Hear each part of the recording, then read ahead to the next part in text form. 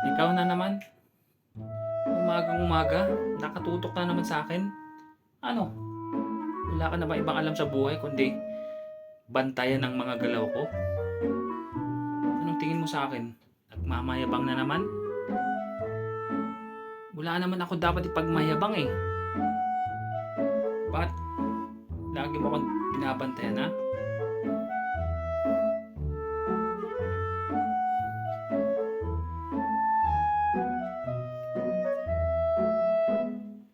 Tumigil ka na. Ha?